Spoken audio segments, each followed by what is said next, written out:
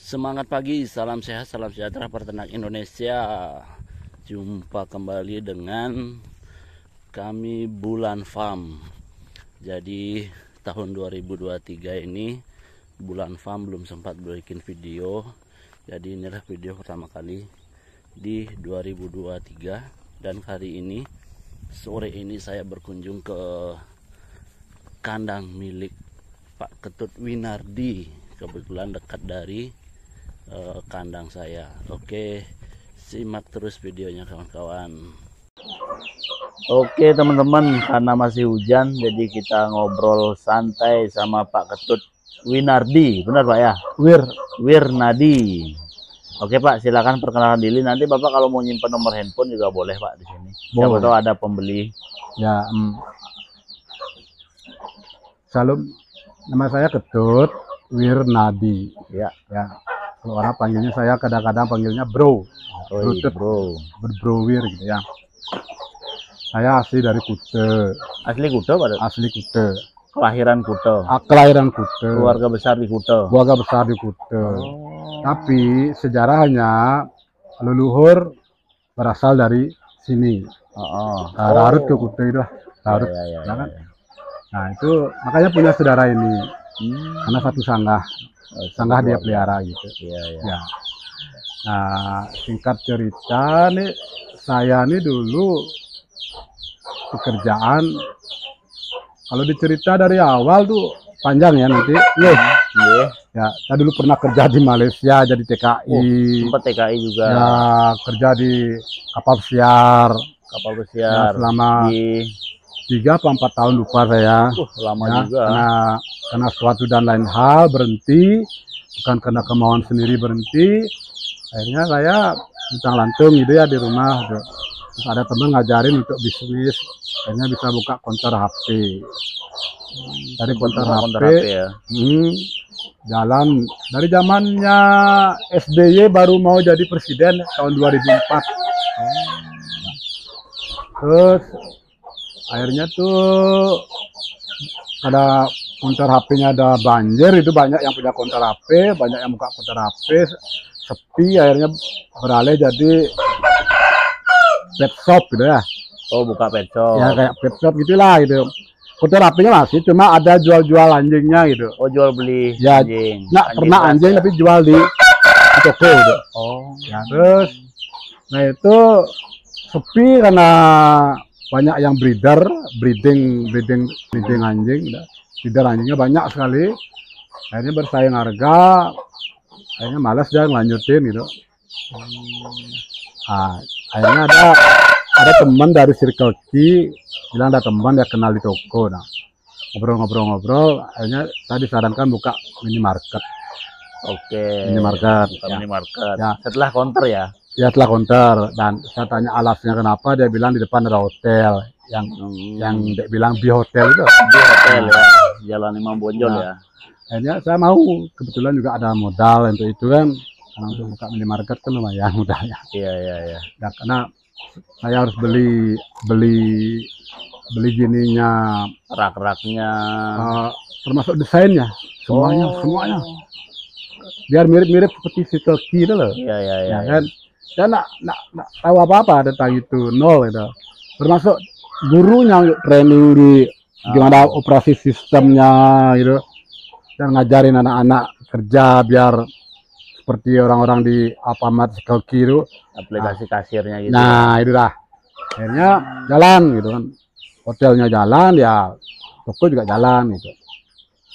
Selama 10 tahun lah itu. Tokonya 10 tahunan. Ya, hampirlah 10 tahun. Oh. Hampirlah 10 tahun. 10 tahun ya. Hampir 10 tahun kayaknya. 10 tahun. Dan saya juga pernah bilang sama Tuhan, saya mau belajar berternak. Ya. Oh, jadi awal mulanya Pak Ketut berternak ini, kambing ini? Enggak ada kepikiran ke kambing. Oh, belum. Cuma mau belajar beternak, karena memang hobi beternak. Oh. Kan saya ternak kambing, pernah anjing, pernah ya. breeder ya. Terus saya mau ternak, tapi pikiran saya ke ayam gitu. ke ayam. Jadi makanya bunyi. Ya, ayam Ayam petelur biasanya awalnya gitu. Ah. Nah, tapi saya nak ada lahan. Terus saya bilang sama Tuhan gitu ya. Saya kalau sama Tuhan ngobrol seperti saya sama teman gitu ngobrol. Dan akhirnya dan singkat cerita saya bisa ke sini. Padahal nak ada kepikiran ke Batu Yang ini, Batu Yang. Terus dan ketemu sama Nyoman, yang punya tanah ini, yang punya tempat tadi ini. ya. Karena kita ada hubungan keluarga tapi jauh. Cuma keluarga satu sanggah aja. Ya. Akhirnya dia nawarin tinggal di sini, ikut sama saya tinggal di sini. Awalnya saya bilang enggak, saya mau ngontrak aja. Tapi dia nak kasih ngontrak gitu.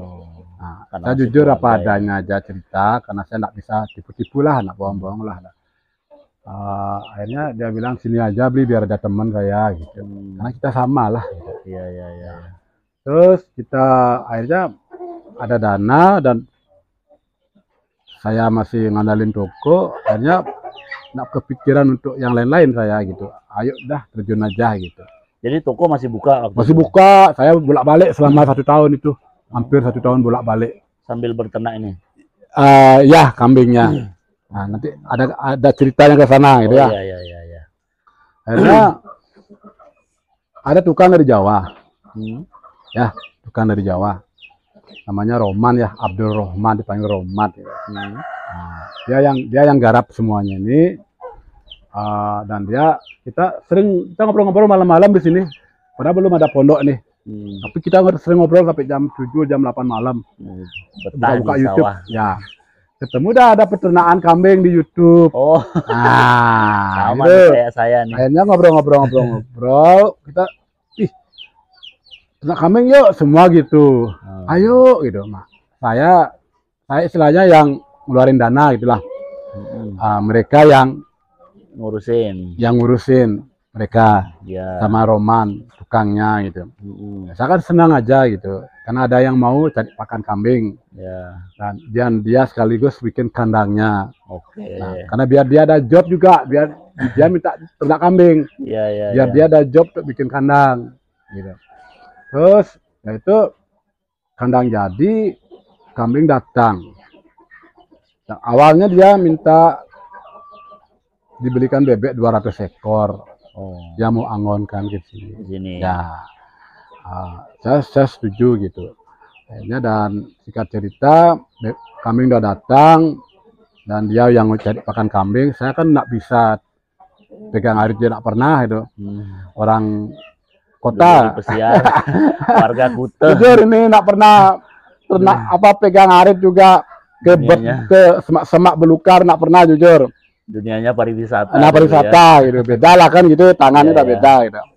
Akhirnya singkat cerita ternak bebeknya nggak bisa dikirim karena kendala pengiriman, nggak boleh kirim bebek sembarangan. Harus ada karantina dan lain-lain, harus punya izin. Tempat dia beli bebek nggak punya surat. Akhirnya Roman ini disuruh ke Banyuwangi untuk jemput. Dan dia harus bawa uang lumayan 15 juta untuk itu bebeknya. Sekaligus motornya saya gitu kan. Singkat cerita kan saya was-was juga gitu. Kalau balik, ya kalau nggak balik, hilang semua saya, modal saya gitu. Akhirnya karena itu akhirnya batal ternak bebek, ya kan, batal. Akhirnya Roman ini juga kendor, dia mulai ngurus kambingnya karena itu. Gitu. Ini dia keluar. Jadi kambing udah ada. Ya, kambing udah ada sekitar 9 ekor. Awalnya 9 ekor. Dan saudara saya ini yang Nyoman nih, entah kenapa tiba-tiba dia mundur. Nah, itu kan saya kan drop jadinya saya. Awalnya mau berhenti sebenarnya, mau tak jual. Karena saya nggak punya pengalaman ternak ini. Cari pakan kambing di semak itu nggak bisa gitu, belum tahu gitulah. Akhirnya sering berjalan waktu, saya seperti diajari. Saya seperti ada yang mengajari gitulah. Ya. Dan memang setelah saya pikir memang inilah mau dan jalannya Tuhan buat saya, dan dari sinilah saya dipanggil Tuhan gitu. Jadi ceritanya dari sinilah saya mulai aktif ke gereja gitulah. Dari sini karena memang dari kandang saya dipanggil Tuhan. Nah, tapi sebelumnya memang saya udah mulai dijamah Tuhan 2 tahun sebelumnya gitu, tapi saya nggak tahu kemana gitu. Nah, ada yang mementori saya gitu, dan Tuhan mengarahkan saya ke sini. Dari sini saya kenal dengan seorang penjual beli ayam kampung, dan ternyata dia seorang pendeta ya. Dari sana nyambung ngobrol, dari sanalah saya bisa bergereja gitu ya. Cerita singkat ceritanya sejarahnya ya. Memang buat saya ini memang saya ternak kambing ini bukan suatu kebetulan, memang beginilah cara Tuhan untuk mendidik saya, menggembleng saya.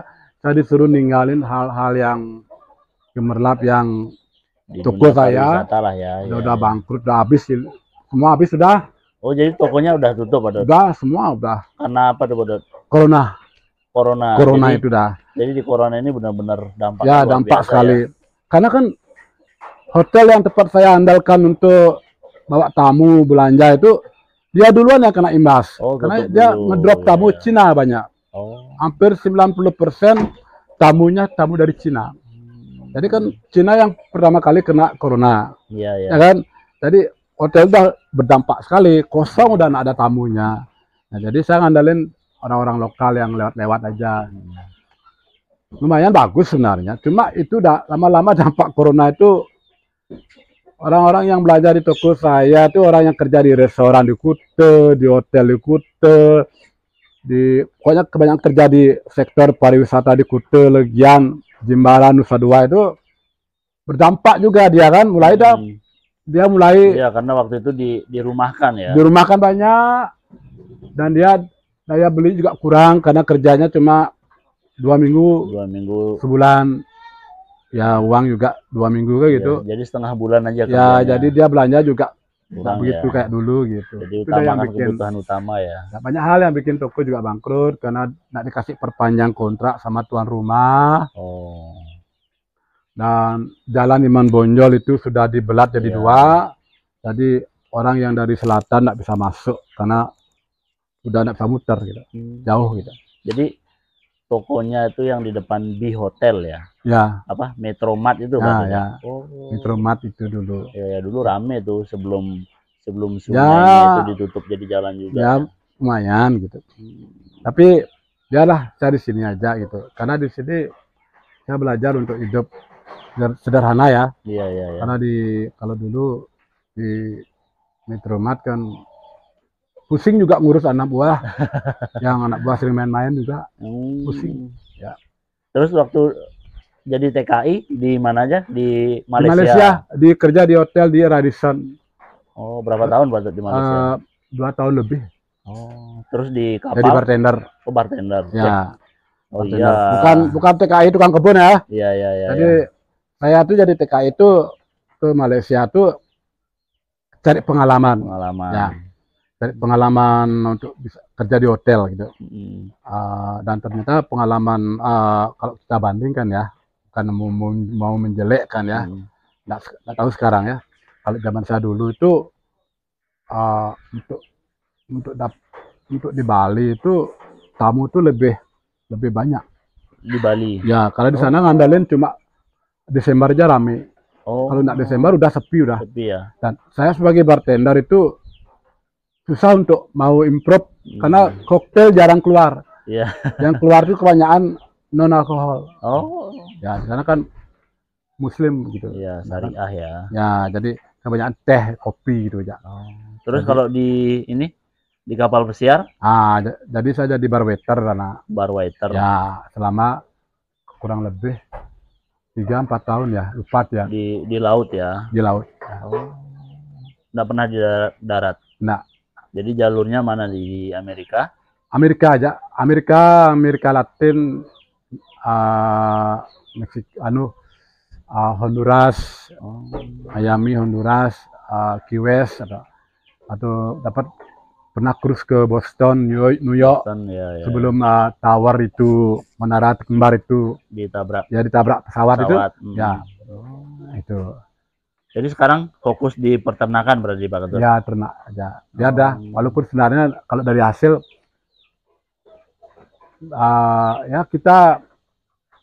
saya nak lihat hasilnya, saya lihat bagaimana saya Nyaman, merasakan kehadiran Tuhan dalam hidup saya di sini itu aja. Kenyamanan berarti Pak? Ya. Total udah berapa ekor berarti Pak Ketut? 20 paling banyak 27 ekor. Dari 9 ya, ekor. Sekarang kan saya lagi belajar bikin indukan 15 ekor. Oke. Dan sekarang ada 23 ekor. Total sama cempe tadi sama ya? cempe-cempenya. 23 ekor ya? Ya, karena saya baru belajar bikin 15 indukan. Oke. Kalau dulu indukan cuma ada 5. Dulu 5.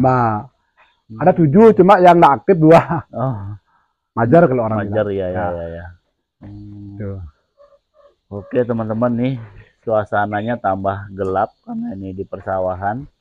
Jadi Pak Ketut mungkin mau ini mau nyantumin nomor handphone, siapa tahu ada pembeli yang mau ke sini. Ini backlight banget ya. 081. Nah, jadi teman-teman yang mau beli kambingnya Pak Ketut atau kohe atau ayam juga, sapi juga Pak Ketut ya? Sapi itu milik saudara, anak berani ikut campur ya. Punya keluarga ya. Nanti salah paham nanti. Iya. Jadi Pak Ketut ini punya ayam, punya kambing. Jadi bagi teman-teman yang mau beli ke Pak Ketut, silakan nanti hubungi di nomor teleponnya berapa Pak Ketut? Saya ulang ya. 081 237 710 460. Oke. Semoga nanti peternakannya tambah sukses Pak Ketut ya. Amin. Ini jadi karena situasi sudah mulai gelap, tadi hujan juga, pengambilan videonya nggak bisa maksimal. Ini terima kasih banget nih Pak Ketut sudah mau menerima Bulan Farm ke kandangnya Pak Ketut. Semoga peternakannya semakin sukses, semakin jaya. Jadi Pak Ketut warga Kute yang berternak di Batu Bulan, Batu Yang, Bali ya, ex TKI di Malaysia dan kapal pesiar. Dunia pariwisata ditinggalkan untuk berternak kambing dan kenyamanan. Betul Pak Ketut ya? Oke, salam sehat, salam sejahtera Pak Ketut. Terima kasih.